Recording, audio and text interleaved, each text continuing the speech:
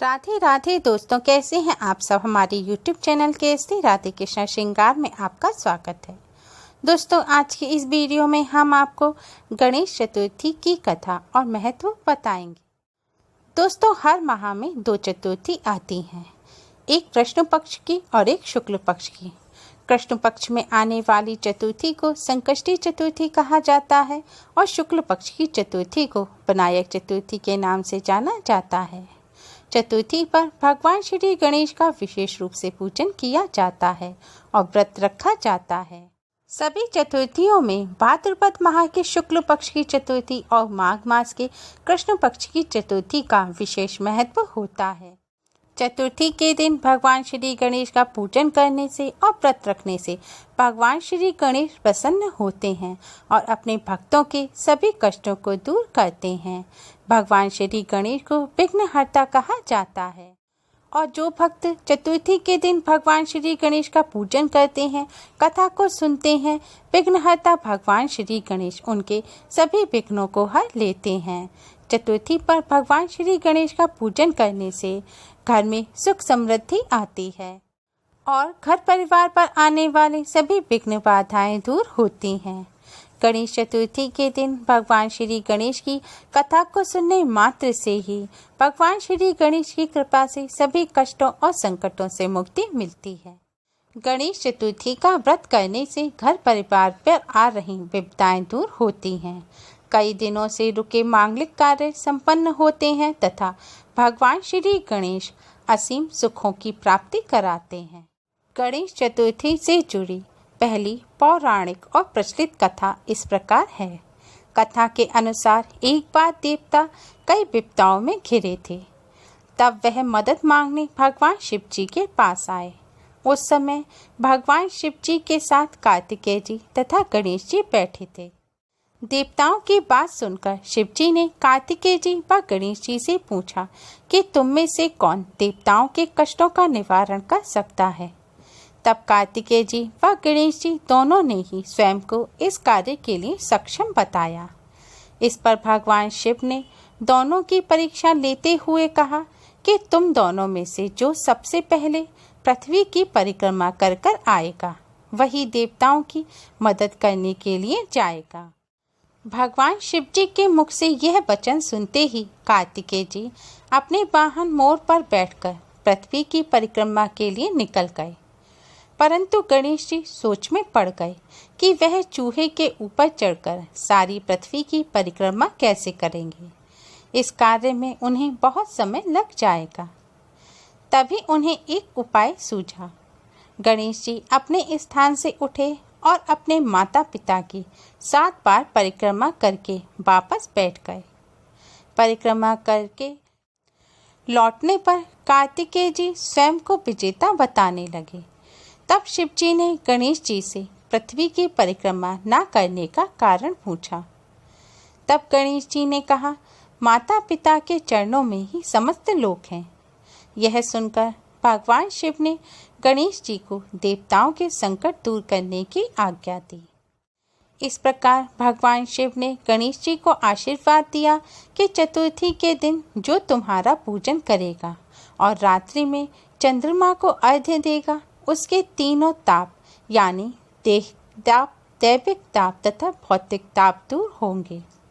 इस व्रत को करने से व्रतधारी के सभी तरह के दुख दूर होंगे और उसे जीवन के भौतिक सुखों की प्राप्ति होगी।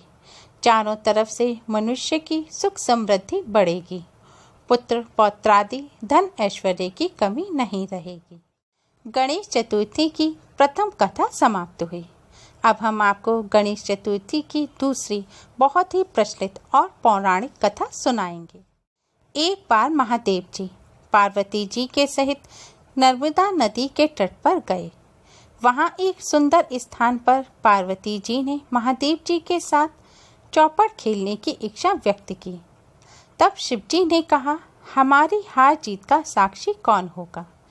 पार्वती जी ने तत्काल वहां की घास के तिनके बटोरकर एक पुतला बनाया और उसमें प्राण प्रतिष्ठा करके उससे कहा, बेटा हम चौपट खेलना चाहते हैं, किंतु यहाँ हार जीत का कोई साक्षी नहीं है।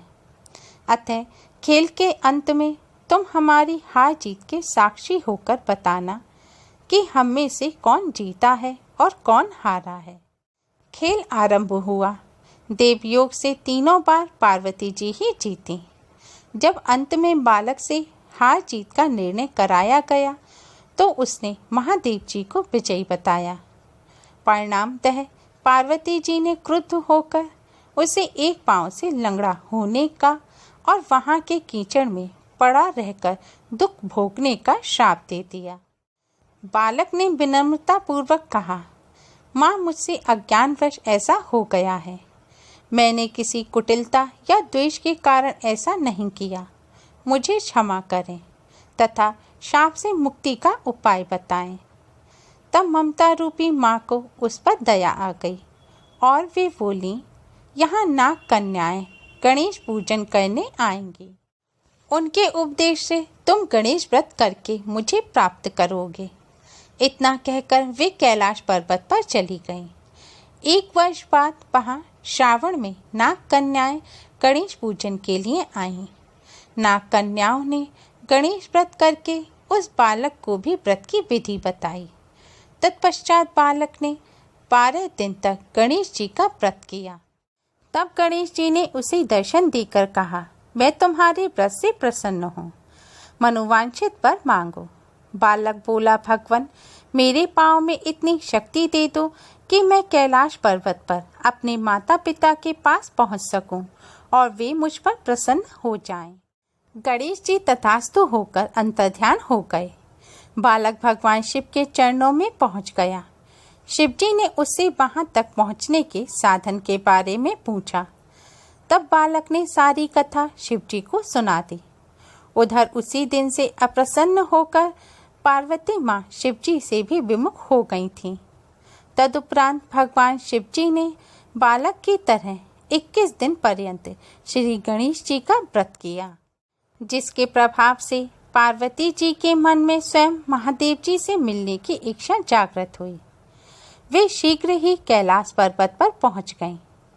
वहां पहुंचकर पार्वती जी ने शिव जी से पूछा, भगवान आपने ऐसा कौन सा उपाय किया जिसके फलस्वरूप मैं आपके पास भागी भागी आ गई हूँ।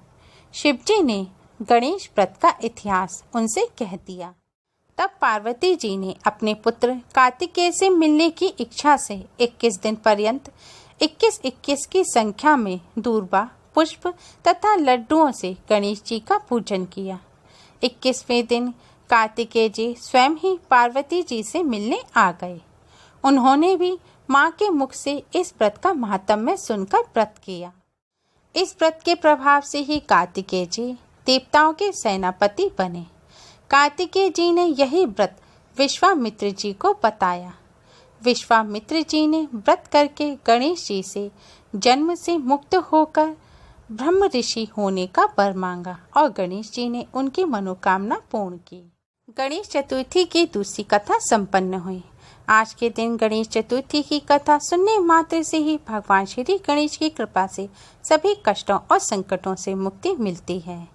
भगवान श्री गणेश का महत्व भारतीय धर्मों में सर्वोपरि है। उन्हें हर नए कार्य, हर बाधा या विघ्न के समय बड़ी उम्मीद से याद किया जाता है और दुखों मुसीबतों से छुटकारा पाया जाता है। गणेश जी हमें कई शिक्षाएं देते हैं। सर्वप्रथम उनकी विशाल आकृति हमें सिखाती है कि हमें सदैव सतर्क रहना चाहिए। वह हर परिस्थिति, कठिनाइयों का सामना करने के लिए तैयार रहना चाहिए और नई नई बातों को जिज्ञासावश सीखना समझना चाहिए। गणेश जी की छोटी छोटी आंखें हमें एकाग्रता एवं अपने लक्ष्य की ओर ध्यान देने की सीख देती हैं। गणेश जी के बड़े बड़े कान हमें यह शिक्षा देती हैं कि हमें दूसरों की बातों को सुनना चाहिए। उनका बड़ा पेट सबक देता है कि आप दूसरों की बातों को गोपनीयता, बुराइयों, कमजोरियों को अपने मन में संभालो, उसे फैलाओ नहीं, इधर उधर ना करो। गणेश जी का छोटा मुख सिखाता है कि कम बोलो, धीरे बोलो, मीठा बोलो। उनका विशाल मस्तक हमें जीवन में श्रेष्ठ और सकारात्मक विचार करने की प्रेरणा देता है।